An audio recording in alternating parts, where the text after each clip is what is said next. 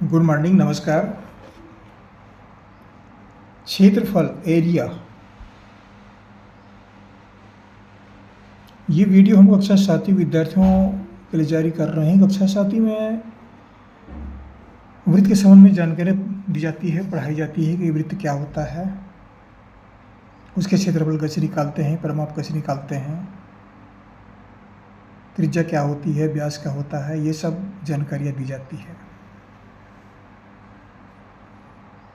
ये प्रश्न हमने छत्तीसगढ़ पाठ्य पुस्तक निगम वहाँ किताब से मैंने प्रश्न लिया है। ये प्रश्न आप ढूंढेंगे तो मिलेगा, किताब यही प्रश्न मिल जाएगा आपको, आसानी से मिलेगा, ये ढूंढ सकते हैं आप।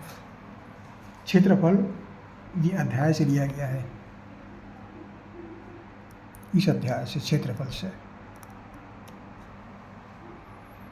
अब देखिए, ये हो सकता है कभी छठी में आ जाए, कभी आठवीं में हो जाए, ये थोड़ा परिवर्तन होते रहते हैं गणित में।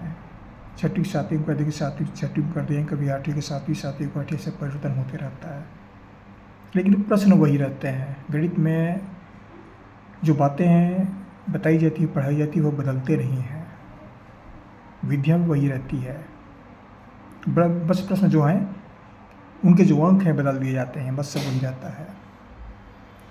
तो क्या प्रश्न है? 7 सेंटीमीटर त्रिज्या वाले वृत्त का क्षेत्रफल ज्ञात कीजिए। हमें क्या दी गई है?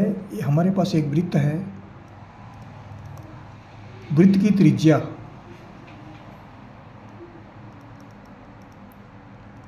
को r से व्यक्त करते हैं, रेडियस r से व्यक्त करते हैं, ये हमको दिया गया है 7 सेंटीमीटर।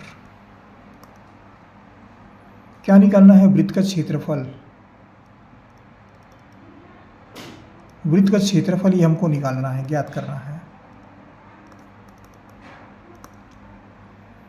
अब थोड़ा समझ लेते हैं कि वृत्त होता क्या है। अब देखिए, ये वृत्त का हमने थोड़ा चित्र बनाया हुआ है,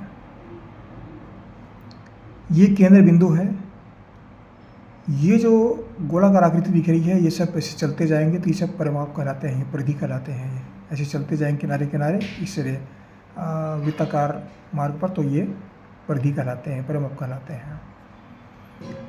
ये पूरा भाग वृत्त का क्षेत्रफल कहलाता है। ये पूरा भाग क्षेत्रफल कहलाता है, वृत्त का क्षेत्रफल है, ये क्षेत्र है, ये केंद्र है। त्रिज्या किसको बोलते हैं? त्रिज्या इस केंद्र से इस परिधि के किसी बिंदु से मिला दे, कहीं से भी, तो वह त्रिज्या r को व्यक्त करेगा। अगर मान लो हम यहाँ से मिला दिए,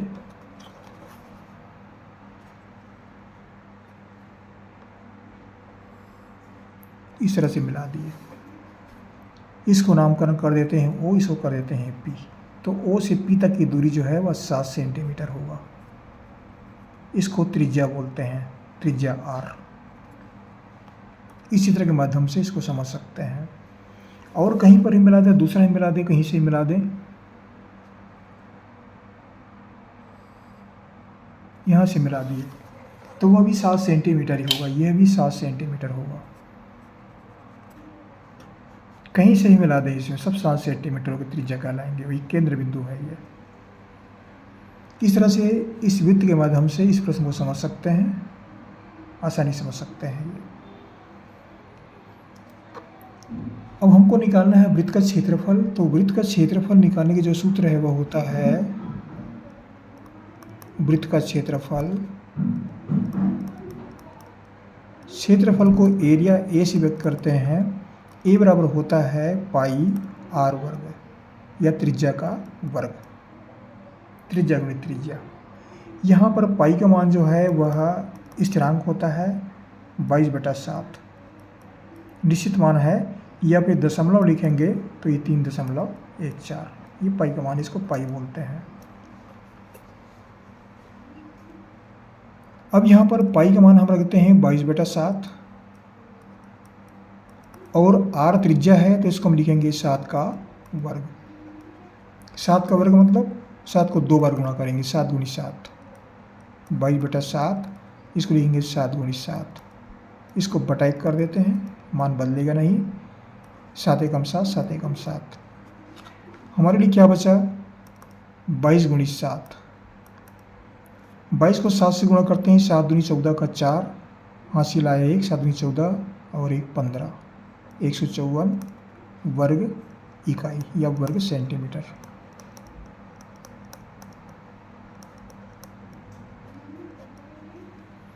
ये क्या है? वृत्त का क्षेत्रफल।